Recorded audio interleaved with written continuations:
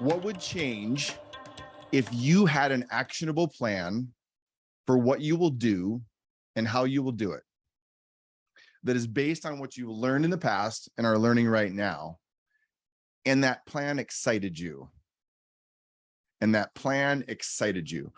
Dr. Rob McKenna, and welcome to the Wild Conversation, where we make the best thinking in psychology, leadership, and organizational science accessible to leaders who are willing to learn and edit for their sake, and for the sake of others.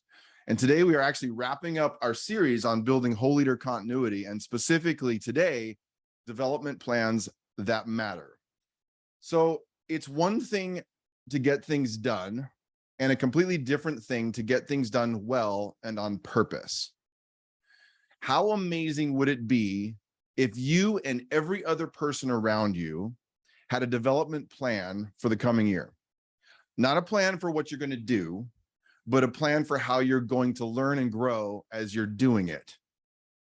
And it is unfortunate that too many people have no plan for their learning when their learning is going to play an immeasurable part in how they show up in every challenge ahead. The problem is that many of us have never imagined having a documented plan for our development, and instead move through our past and current experiences without a way to intentionally take our lessons, our self-awareness, and our awareness of others forward. A development plan that matters is a documented reflection on who you are, where you're going and why, who you are attempting to become, and all the other variables that will be important if you are to walk forward with breathable intention and not repeated mistakes. A development plan that matters is informed by others, but formed by you because it's yours. It's informed by others, but formed by you because it's yours. If you're working in an organization or studying in the school, in my best world, they would provide the structure for the deeper questioning, but you would provide the context and the answers that are true to your whole story in relation to others. It's been a powerful process for me, both personally and professionally. And I'll never forget a few years back when I chose the developmental theme of conviction for my coming year.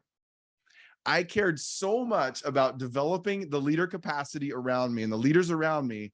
And I had seen the power of my conviction in helping some leaders move forward. And so I had seen that. And at one point into the next year, I got feedback from several clients. I got feedback from a lot of clients that I was intimidating when I spoke to their leaders, and they were making a decision whether they would bring me back or not.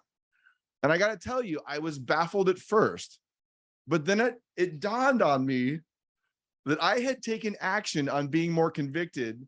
That was in my plan, which they were experiencing as too much.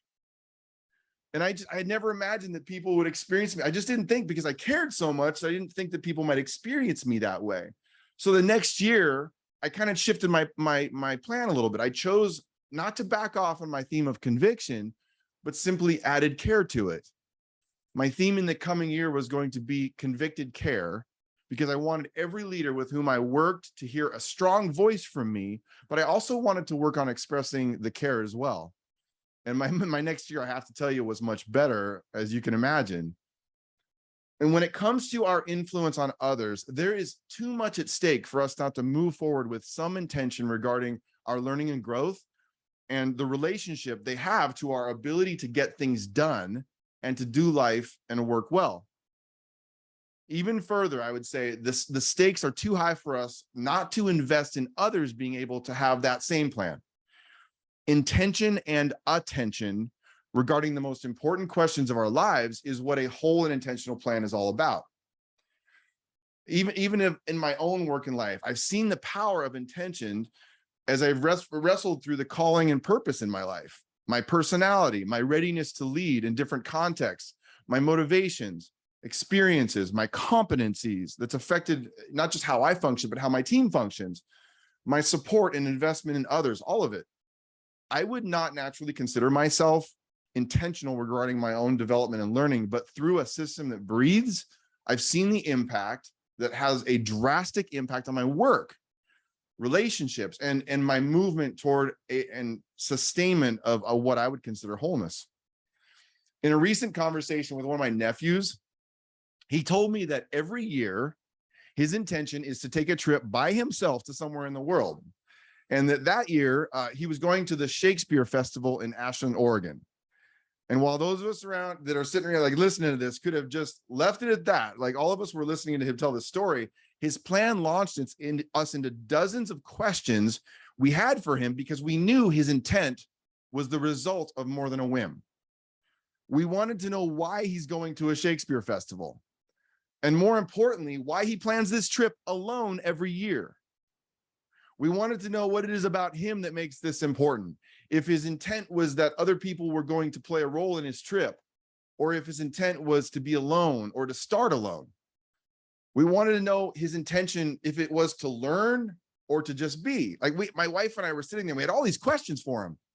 We of course wanted to know where he was going to stay and which plays he was going to see. And my nephew describes himself this way. He is a unique combination between left and right brain, but so often functions in a world where the two parts of his brain are separated. He's introverted. Listen to this. He's more introverted, but more extroverted with people he knows better. He works in a technology firm by day and is a theater actor by night. His dream role would be to play Macbeth, is what he told us. So why is he going? He told us he wants to push his introverted self into situations that cause his extroversion to emerge with strangers. He also mentioned that if he's not intentional about stretching himself and getting out, he could get bored and complacent. And he went on to mention that theater is where he feels most alive. And what's crazy and awesome about what he described is that he remains open to the possibility that he will hunker down and enjoy the plays alone, or that the purpose may somehow be infused in the relationships that may emerge. Amazing. Our best plan includes two kinds of intent. Intent to do specific things and intent to remain open to new learning that will emerge on the road ahead. A plan matters. And the plan matters at a much deeper level beyond where we're going to sleep and when we're going to leave. Who we are, our preparation and surroundings, and our level of resourcing are the start. Why we're going, the experience we want to have, what motivates us, what we want to learn, who will go with us, how we're going to be, all those things must be a part of the plan too. And in my best world, we would each be thinking about who we will serve better if we execute on that plan. So let's go a little bit deeper. Our human experience at work or in the rest of our lives is full of paradoxes. And our intentional plan for our development is no different. These are competing tensions. These are things that drive us into an inescapable and awesome cycle of getting ready, arriving, and continuing to learn and develop in ways that fully integrate the wonderful tensions inherent in what it means to be a leader or a person. In your work, with your friends or family, or in your community, when you begin to move through life with more structure and intention, while maintaining an openness to continue to learn and develop, incredible things begin to happen, not only for you, but for everyone within your influence. It often begins with a shift in your mindset, with you seeing the reality of your aspiration for wholeness amidst the reality that you aren't there yet. Once your mind begins to shift, the way you're thinking begins to shift. And that shift in knowledge, by the way, also often takes time. When we work with leaders, we've found that it takes a little bit of time. Then it's time to practice. Once your mind begins to shift, then it's time to practice, to begin to change your behavior and the way you interact with the people around you. That practice also takes time as you try things out. As you fail, as you succeed, you learn and you try again.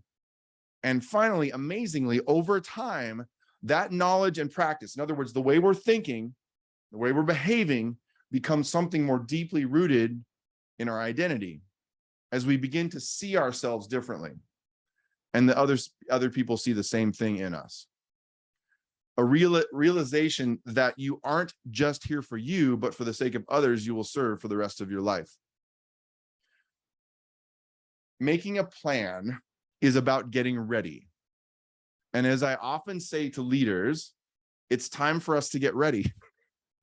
And that readiness begins with an awareness of where we are now, the progress we've made in becoming aware of things we haven't been intentional about in the past. So like we have to learn from those things. The time to try a few things out and then watching as our beliefs about ourselves and others begin to change. If you're beginning to get intentional about your life and work from a developmental and whole perspective, you've likely wrestled with a lot. You've begun the process of understanding your personality, assessing your readiness, and you've become aware that there may be something to hear regarding the call and purpose of your life and work, at least as you understand it now.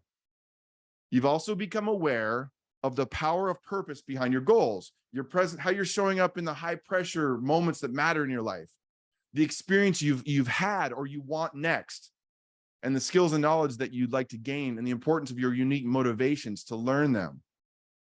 Maybe most importantly, you've begun to think about the people in your life, those who surround you and those you surround.